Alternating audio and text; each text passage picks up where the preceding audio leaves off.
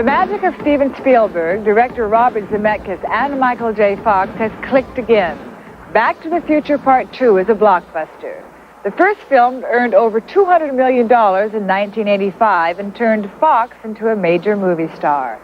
This time they shot not only Back to the Future 2, but Back to the Future 3 simultaneously. 2 sequels produced at once, a first even for Hollywood. Oh wait, here comes the, this is going to be great. No, this is the 409 coming. Oh, this is the train coming? Yeah. We're rolling. Well, should we do it? I mean, well, that'll be a nice piece. Well, okay, all right, okay. If the sound's not a problem. Orson Welles once said about directing that it was the biggest toy train set in the world. Mm-hmm. Does that have any resonance? He said it's the biggest electric train set a boy could have. Oh, well. See, Orson Welles once said about it, directing that it's the biggest electric train set a boy could have. Thank you. Do you agree? Yeah, it is. It's. I mean, what other? It's great. We're back. We're back.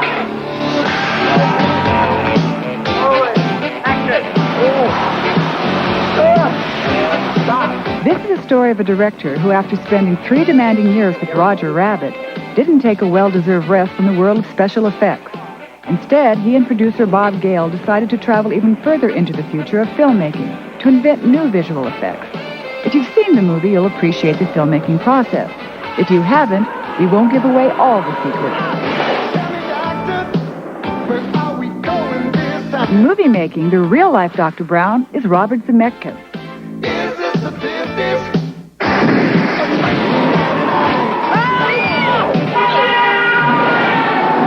What the hell was that? Here's our exit. It's so typical of Bob and Bob to sit down and write this stuff and have no one tell them that it was possible, but not even ask.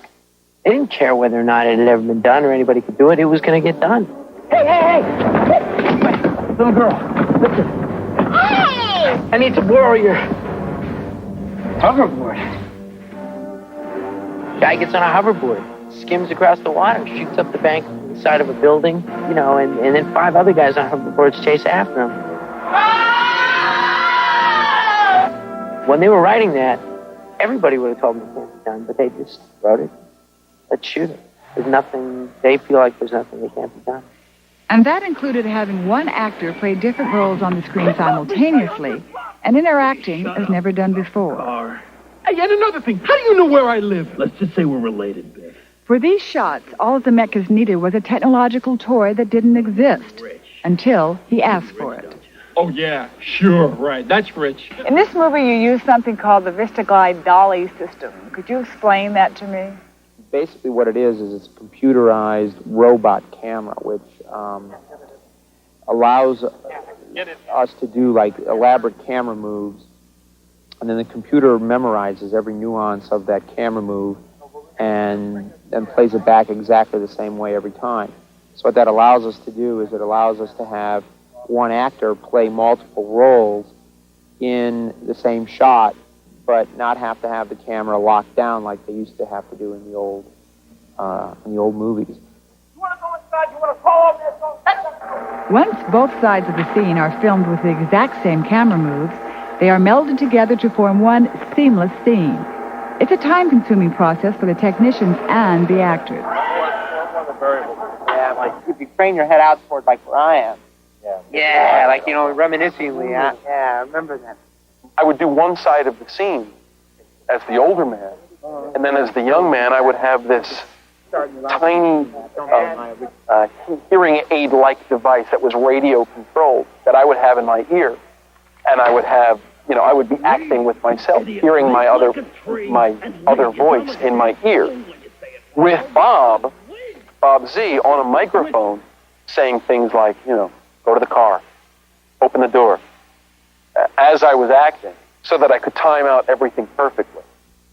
Action! And the flies! I thought I told you to stay in here. You decide what character is going to what we call drive the scene, which means burn in the program into the camera. So you start with that character, and of course the difficult part is memorizing where the eye lines are for the other characters and when to move. Oh, God. Sleeping? So it's a very complicated, it's pre-space age stuff.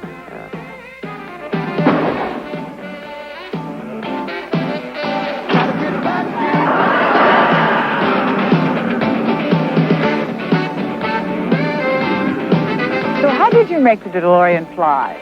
I mean, to be perfectly honest, what we did is we went to, the Rockwell Engineering Company, and we had them converted into sort of a hidden helicopter system underneath, and kind of just flies like a little mini helicopter, and a little propeller system that makes it move around. Are you saying you're not going to tell me? Is that what you're saying? The DeLorean doesn't have a hidden helicopter system.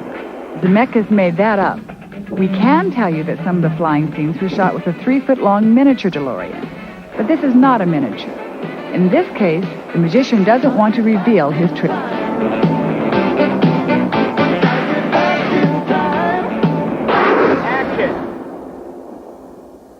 Robert Zemeckis and Bob Gale wrote the first Back to the Future in 1981. Every studio in Hollywood turned the script down. The only person who believed in the idea was Steven Spielberg. But Zemeckis and Spielberg had failed at the box office with their first 2 film collaborations, so they decided at that time not to risk a third.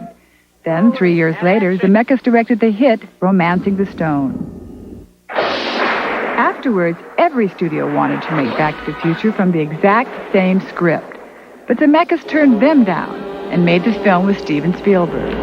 Now, Part 2 is a huge success. It earned $43 million in just 5 days. And now Zemeckis has brought a crew of 200 to Sonora, a town of 5,000 people in Northern California's gold country. Here the filmmakers will be working for 4 months on Back to the Future Part 3. They've built a top-secret western town right by the railroad tracks. And because Zemeckis was working the day I talked to him, we had to stay close to the set. Here comes the train. Barely, yeah. Is there a danger that America could have too much of Back to the Future with 3 movies? My feeling is that, no, I don't think America will have too much Back to the Future. And the reason for that is that the idea of the 3 films is that they are a tight trilogy. And they're this sort of saga of this family and this town and these characters that go through time. My feeling is that they'll all stand on their own and they'll stand together. And I think that's actually the difference. I think that most sequels aren't thought out all at once.